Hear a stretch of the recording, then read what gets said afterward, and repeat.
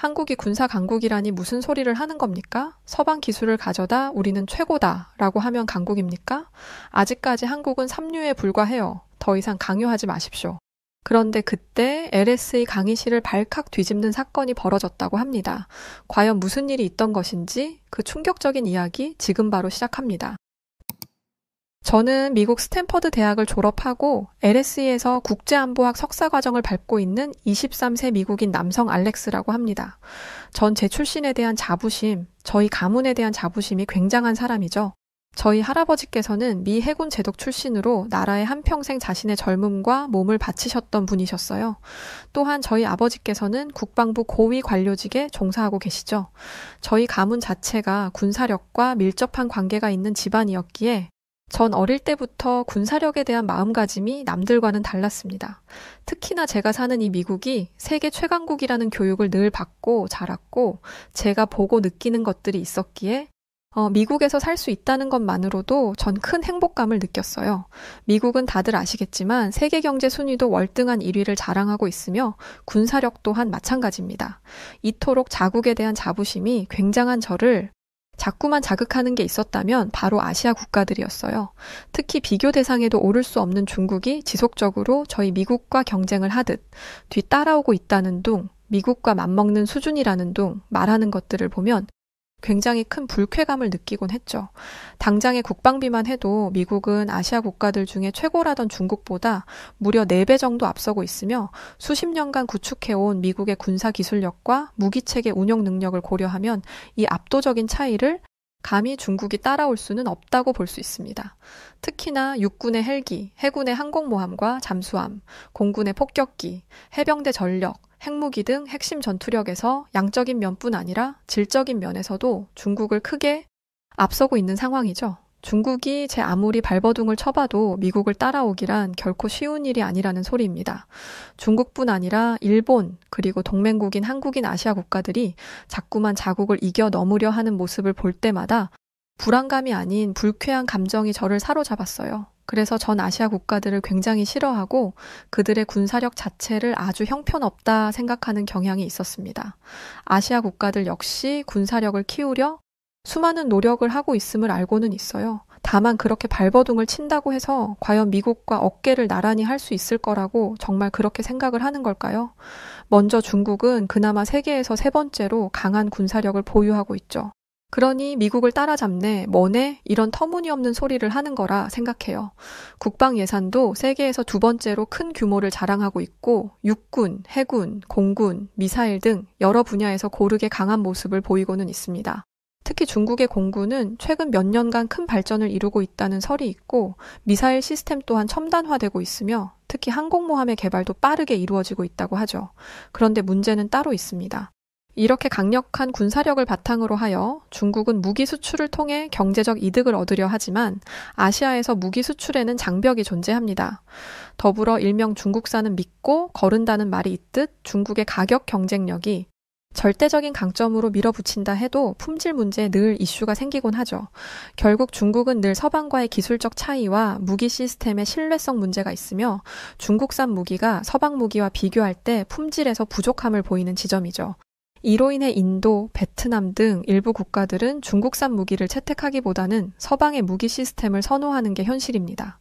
즉 아무리 날고 뛰어도 결국 중국은 미국의 비교 대상조차 오를 수 없다는 것이죠.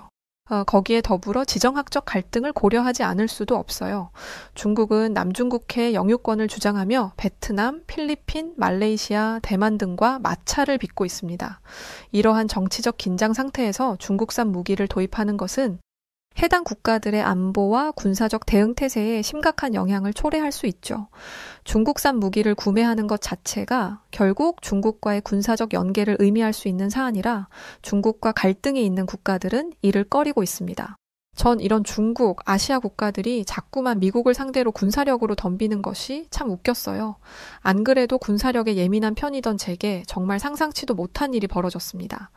이 사건은 그간의 제 인생을 통틀어 세계관 자체를 도전받는 큰 사건이었죠. LSE에서 현대 글로벌 안보와 동아시아의 부상이라는 수업을 수강하게 되었습니다. 애초에 수강 주제 자체가 마음에 들지는 않았지만 석사 과정을 밟는 과정 중 포함된 과정이니 선택사항 없이 수강을 해야 했어요. 모든 걸 제 입맛대로 고르며 살 수는 없는 노릇이니 말이죠. 그러나 아시아국에 대한 편견이 굉장히 심한 제가 듣기에는 다소 거북한 내용들이 이어졌죠. 해당 교수님은 수업을 진행하며 아시아 국가들의 군사력을 세세하게 분석하기 시작하셨습니다. 일본은 한마디로 정리를 해보자면 결국 실전 경험이 부족하고 중장거리 미사일의 부재가 가장 큰 약점으로 볼 수 있죠. 이어 중국은 군사력을 높은 수준으로 보유는 하고 있으나 가장 큰 문제는 중국산의 무기가 제대로 작동하느냐에 대한 이슈가 끊이지 않는다는 겁니다. 실제로 제대로 작동하는지 여부를 기간을 주고 파악하라고 정부에서 지침이 떨어졌다는 내용이 유출되었는데 이것만 봐도 현재 중국의 보여주기식 군사력을 짐작할 수 있죠. 우리가 주목할 것은 중국도 일본도 아닌 바로 한국입니다. 한국은 60만 명의 병력을 보유하고 있고 이 중 약 4만 명이 해군에 속해 있죠. 해군은 주로 북한의 도발 대응과 연안 방어를 목적으로 운영되며 주요 전력으로는 세종대왕급 이지스 구축함 3척, 충무공 이순신급 구축함 6척, 광개토대왕급 구축함 3척이 있어요. 이런 전략을 바탕으로 7기동 전단이 구성되어 있지만 이는 연안 방어와 국제 해상 작전에 초점을 맞춘 제한적인 전력이죠. 한국은 지구상 유일하게 공군과 해군이 동시다발적으로 움직일 수 있는 곳이고 상황시 투입할 예비군 병력도 상당합니다. 한국은 지금도 꾸준히 발전하고 있고 군사 강국임이 분명하며 앞으로의 발전이 더욱 기대되는 유일한 국가라 봐야 합니다. 교수님은 아시아 국가들의 군사력을 말씀하시다. 한국의 군사력을 굉장히 높게 평가를 하기 시작하셨고 그야말로 극찬을 아낌없이 쏟아내셨죠. 평소 수업 중 저렇게까지 열정적으로 하시는 모습을 본 적이 없는데 한국 군사력에 대해 언급하실 때는 흥분까지 하시며 열변을 토하셨습니다. 평소 제가 존경하던 교수님의 입에서 한국의 군사력을 높게 평가하는 아이러니한 상황에 처한 저는 참지 못하고 곧장 의문을 제기했습니다. 교수님 말씀 자체를 이해할 수가 없습니다. 한국같이 작은 나라에 심지어 북한에 가로막혀 무역적인 부분에서도 큰 어려움을 겪는 그런 나라가 어떻게 군사 강국이 될 수 있다고 말씀하시는 건가요? 제가 지금 교수님 수업에서 이 말을 들었다는 게 정말 믿기지 않네요. 교수님, 한국은 그나마 저희 미국이 보호를 해주니 저 정도로 붙어서 나라 행색 갖추고 사는 거지 저희 보호가 없었다면 처참하게 점령당하고도 남았을 나라입니다. 중국에 바로 점령당했을 거라고요. 제 말에 강의실은 술렁이기 시작했고 학생들은 저마다의 의견들을 서로 얘기하기 시작했죠. 교수님께서는 그런 제게 어떠한 말씀도 하지 않은 채 미소를 지으며 쳐다보기만 하셨어요. 바로 그때 함께 수업을 듣던 영국인 학생 찰스는 벌떡 일어서 이런 말을 했습니다. 저 역시 알렉스의 말에 동감하는 입장이에요. 알렉스의 말처럼 미국의 보호가 없었다면 한국은 이미 끝장났을 나라 아닌가요? 저도 그렇게 알고 있는데요. 전 늘 서방의 기술을 모방하며 큰소리치는 아시아 국가들을 정말 경멸하는데 교수님께서 그렇게 말씀하시니 정말 충격적이네요. 순식간에 강의실의 분위기는 아수라장으로 변했습니다. 교수를 제외하고 모두가 저 그리고 찰스와 같은 입장이었으니 말이죠.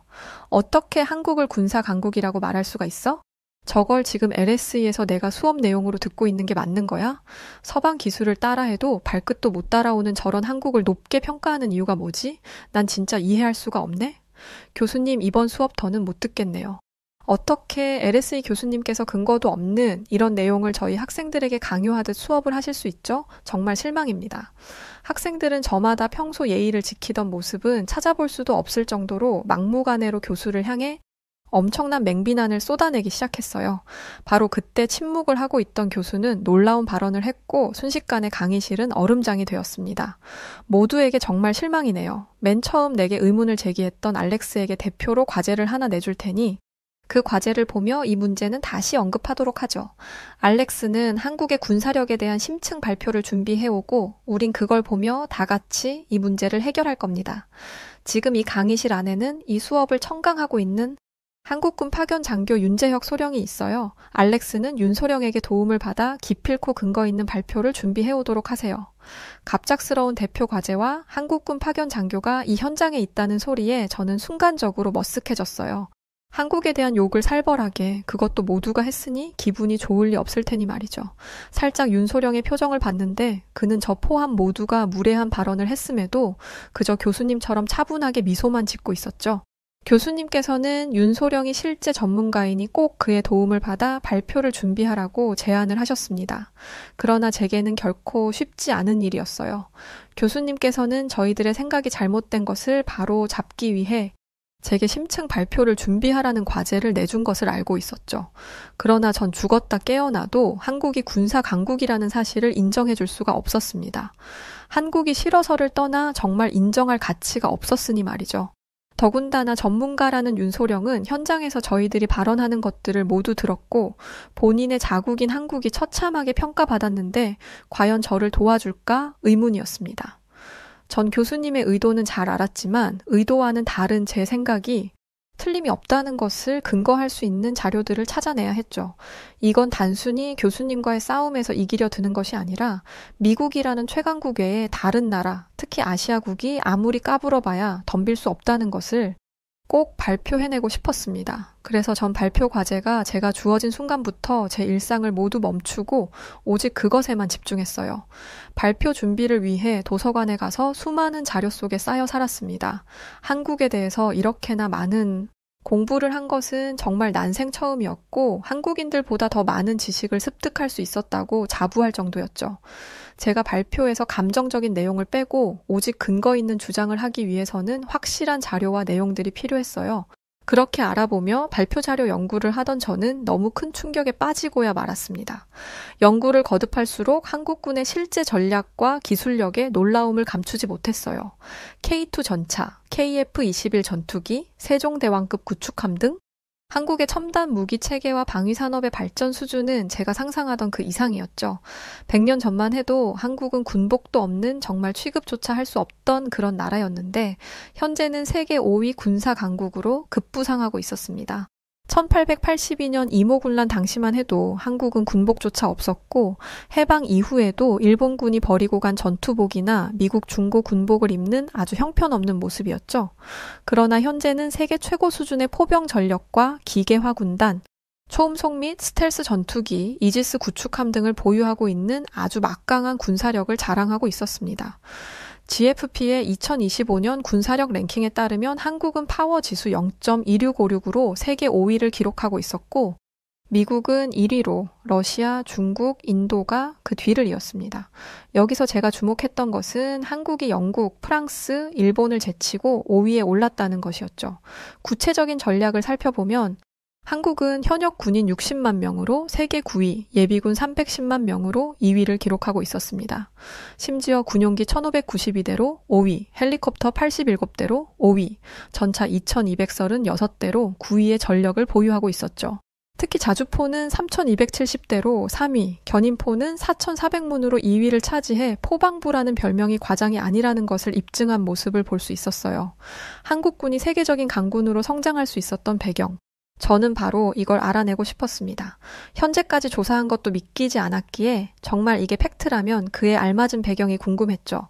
한국에 대한 무시와 경멸의 감정은 어느새 뒤로 하고 저는 정말 이 한국이라는 나라의 군사력에 빠져 집중하고 있었습니다. 한국군이 이처럼 강군으로 성장할 수 있던 다양한 배경 중 세계에서 인정하고 주목하는 것이 바로 한국전쟁이었어요. 이미 한국은 한국전쟁을 통해 실전 경험을 쌓았고 베트남전 참전으로 전투력을 한층 더 강화시킨 바 있었습니다. 1970년대부터 한국은 국방과학연구소 ADD 설립을 통해 자주 국방의 기반을 다졌다고 했죠. 여기에 더불어 경제 성장에 발맞춘 꾸준한 국방비 투자로 첨단 무기 체계를 확보했다 했습니다. 또 2024년을 기준으로 하여 국방 예산은 463억 달러, 약 66조 3천억 원으로 세계 14위 수준이었죠. 한미동맹을 통한 선진 군사기술 습득도 한몫을 했고 국내 방위산업 육성도 군사력 증강의 핵심 동력으로 보여지고 있었습니다. 실제 이러한 평가에 대해서 GFP는 이런 말을 했어요. 한국은 북한에 비해 기술적 우위를 유지하고 있으며 무서운 속도로 급성장하는 나라입니다.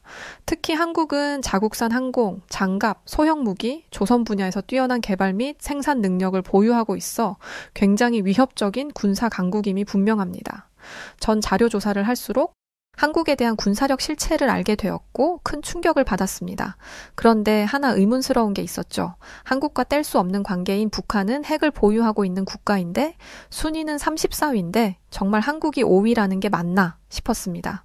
실제로 한국이 영국, 프랑스, 일본보다 군사력이 앞선다는 보도는 세계적으로 퍼지기 시작했고 저와 같은 의문을 품은 사람들은 매우 많았어요.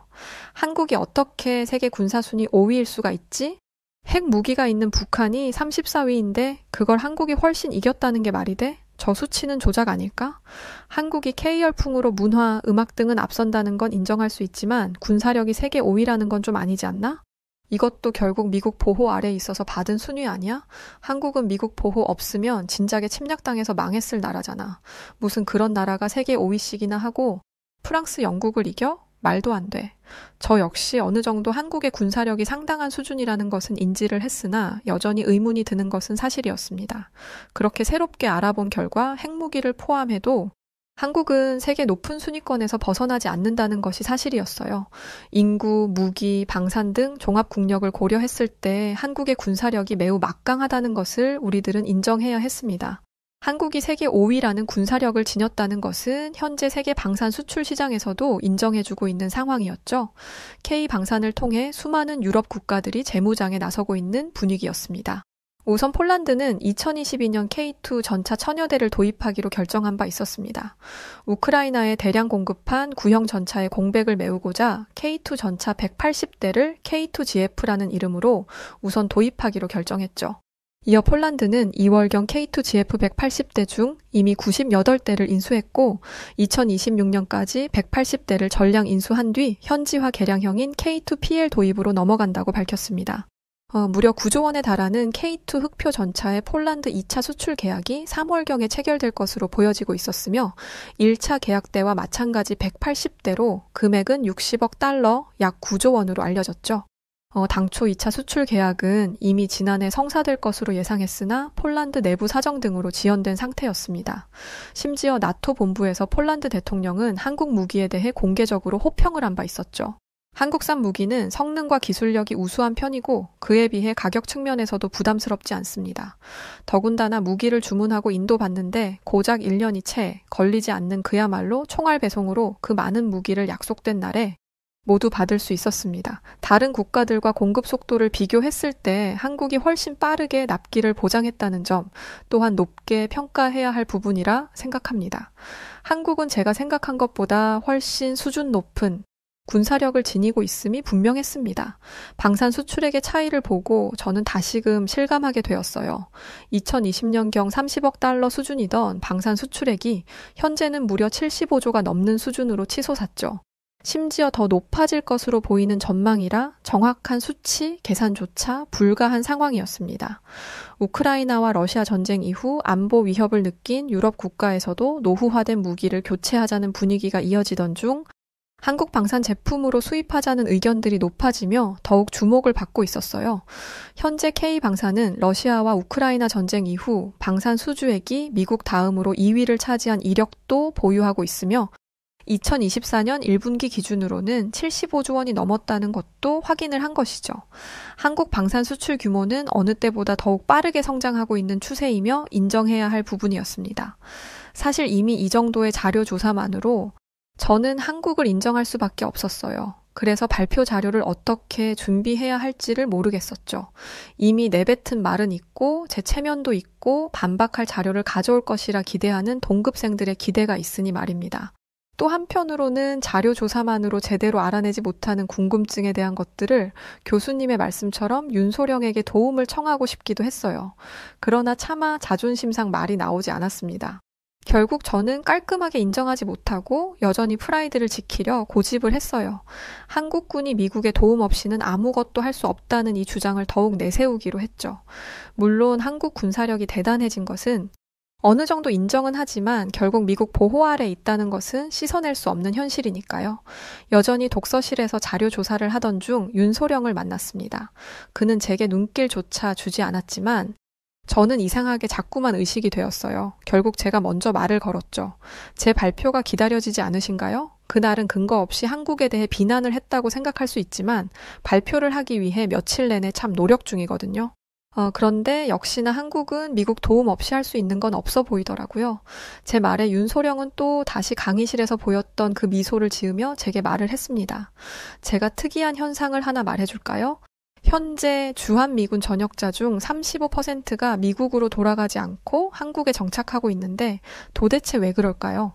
알렉스의 말처럼 미국이 세계 1위의 강대국인데 미국 도움 없이는 살 수 없는 한국에 왜 주한미군들이 정착을 할까요? 근거 있나요? 무슨 그런 터무니없는 소리를 하시는지 어이가 없네요. 주한미군들이 그렇게 많이 한국에 정착해서 살고 있다는 근거를 증명해 보세요, 그럼. 저는 윤소령의 말을 듣고 정말 분노했습니다. 이건 분명히 지속적으로 한국을 비난하니 홧김에 제게 혼동을 주기 위해 내뱉은 아주 치사한 발언이었다 생각했어요. 그러나 윤소령은 여러 기사들을 보여주며 실제로 주한미군들이 한국에 정착하고 있다는 것을 제게 보여주기 시작했습니다. 그럼에도 불구하고 전 이걸 인정할 수 없었고 황당한 소문으로 치부해버렸어요. 그 기사들이 전부 사실이라는 증거 있나요? 제대로 된 팩트 조사도 없이 그냥 쓴 기사인지 한국 쪽에서 조작한 기사인지 제가 알게 뭡니까? 헛소문을 가지고 증거라고 들이밀다니 수준을 딱 알겠네요. 어떻게 이런 사람이 전문가라며 도움을 받으라고 했는지 교수님께 다시금 실망이네요. 전 윤소령에게 버럭 화를 내기 시작했고 윤소령은 그럼에도 아랑곳하지 않고 또 다시 웃으며 제게 CNN 기사를 보여주기 시작했습니다. 그럼 한국 기사가 아닌 미국 CNN 기사는 믿을 수 있겠죠? 현재 펜타곤이 두뇌 유출 현상에 대해 공식적인 조사까지 시작했는데 이건 모르셨나 봐요. 전 알렉스에게 악감정 없어요. 다만 잘못된 정보를 제대로 알려주고 싶을 뿐입니다. 윤소령이 보여준 CNN 기사들은 다소 충격적이었어요. 펜타곤이 두뇌 유출 현상에 대해 공식적인 조사까지 시작했다니 놀랄 수밖에 없는 일이었습니다. 머릿속이 정말 복잡해졌죠. 바로 그때 혼란스러운 제게 윤소령은 제안을 하나 했죠. 런던 코리아타운에서 내일 주한미군 전역자 네트워킹 모임이 있어요. 알렉스도 가면 도움이 많이 될 것 같은데 저랑 같이 가시죠. 윤소령의 제안에 저는 아무 말 없이 그렇게 하겠다고 했습니다. 이쯤 되니 정말 제대로 알고 싶기도 했고 제 스스로의 프라이드가 뭐라고 너무 고집스러운 것은 아닌가 싶었죠. 그렇게 전 윤소령과 함께 모임에 참석을 하기로 했어요.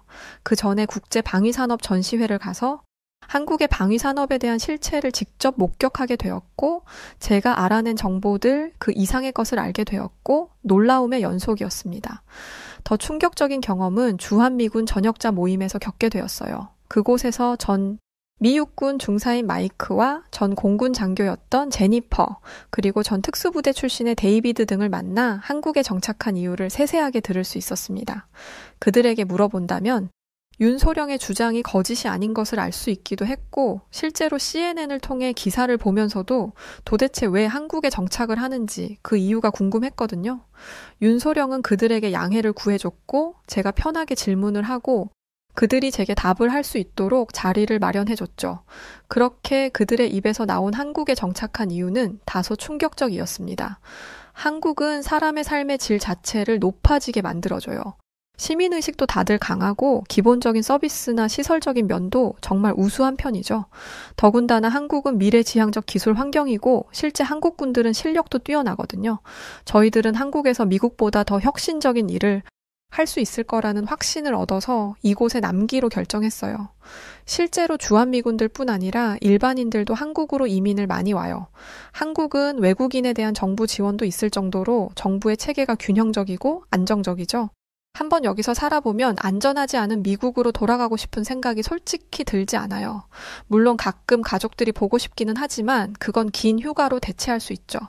전 그들의 말을 듣고 머리를 한 대 맞은 듯 멍해졌어요. 이들의 실제 경험담과 진솔된 이야기는 저라는 한 사람의 세계관을 완전히 흔들어버리는 계기가 되었습니다. 결국 전 아예 깔끔하게 인정을 했고 생각 자체를 바꾸게 되었어요. 발표 당일 전 한국군의 첨단 무기 체계, 전술적 혁신, 실전적 군사교리를 아주 상세하게 발표를 했습니다. 특히 제가 집중한 것은 한국의 국방 자주화 정책이 어떻게 세계적인 방위산업 강국으로 이어졌는지 집중적으로 설명을 했고 제 편견도 솔직하게 인정을 했습니다. 전 한국이라는 나라가 군사 강국이라는 교수님 말씀을 인정할 수도 없었고 정말 황당한 소리라 생각했어요.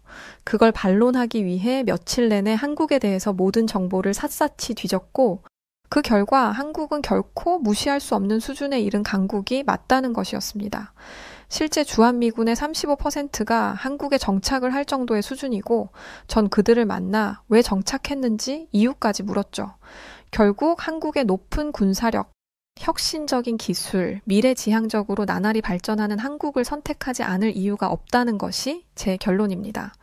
또한 이전에 제 발언이 잘못된 것이고 편견이었다는 사실을 깔끔하게 인정하겠습니다. 제 발표가 끝나자 강의실 내에 있던 학생들은 너무 큰 충격을 받았고 큰 소란이 이어졌죠. 갑자기 저게 뭐래? 알렉스 지금 무슨 말을 하는 거야? 한국이 강국이라고 인정을 한다는 소리야? 자료조사를 똑바로 한 게 맞아? 도대체 뭘 조사했길래 한국을 인정하고 있어? 정신 차려, 알렉스. 저마다 제게 비난을 쏟아냈고 그 와중에 가장 충격을 받은 것은 제 편에 서서 제 의견에 동조를 해주고 힘을 줬던 찰스였습니다. 찰스는 당혹감을 감추지 못한 채 저를 뚫어져라 쳐다봤죠. 이어 교수님께서 한마디를 하셨어요. 알렉스의 솔직한 변화는 정말 높이 평가해줘야 해요. 모두 비난을 할 것이 아니라 자신의 프라이드를 깨고 편견을 깨고 이렇게 발표를 하기까지의 과정에 대한 솔직함을 인정해야 합니다. 제가 여러분들에게 알려주고 싶었던 것이 바로 이겁니다. 한국이 강국이다, 한국이 대단하다를 떠나서 편견을 깨는 이러한 우리들의 인식 전환이 바로 학문적 성장의 가장 큰 핵심이라는 것을 꼭 인지해야 해요.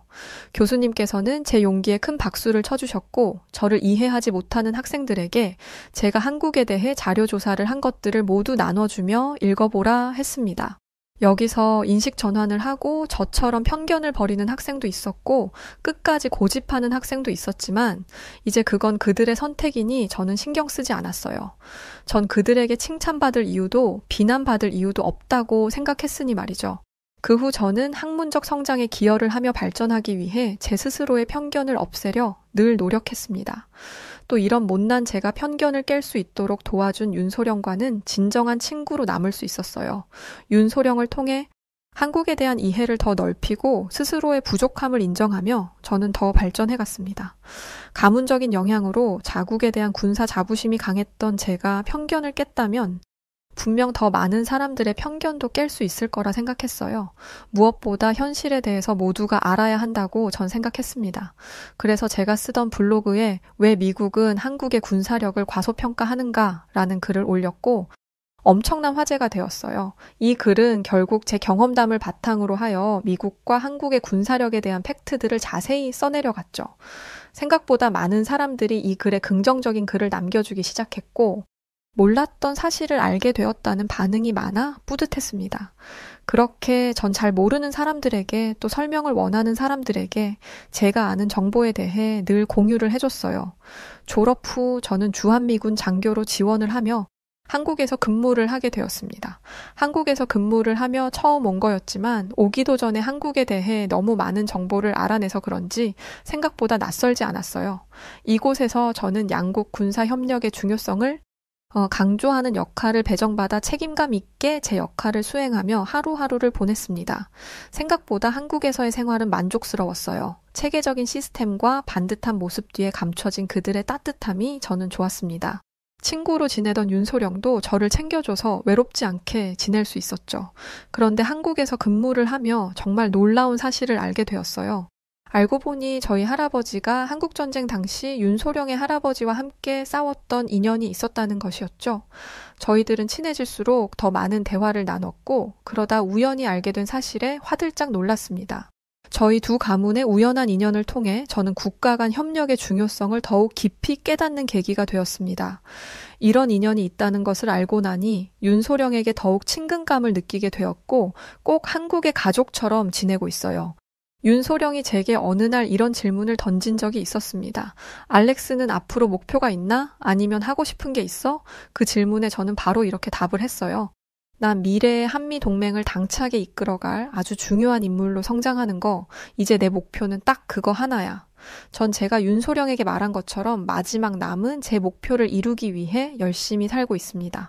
미국 보호 아래 한국이 살 수 있는 것이 아니라 한미 동맹 덕에 서로가 시너지를 내며 살 수 있다는 것을 알고 있죠.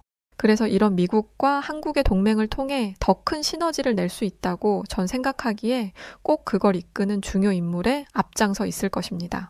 네, 오늘 이야기는 여기까지입니다. 언제쯤 되면 한국을 전 세계 모든 사람들이 인정할 수 있게 되는 날이 올까요? 물론 이미 한국은 세계에서 손꼽히는 경제, 군사 강국이지만 불과 몇십 년 전 어려웠던 한국의 이미지가 너무 강해서 아직도 이렇게 한국을 낮게 보는 사람들이 많은 것 같네요. 자, 그럼 오늘 이야기 어떻게 들으셨나요? 사연이 좋으셨다면 구독과 좋아요 부탁드려요. 그럼 지금까지 사연을 전해드린 저는 여우튜브 송은지였고요. 저는 더 좋은 이야기로 다시금 여러분들 앞에 찾아뵙겠습니다. 영상 시청해주신 모든 분들 고맙습니다. 늘 감사드려요. 그리고 언제나 그랬듯 사랑합니다. 일교차시만 요즘 감기 조심하시고 건강하세요.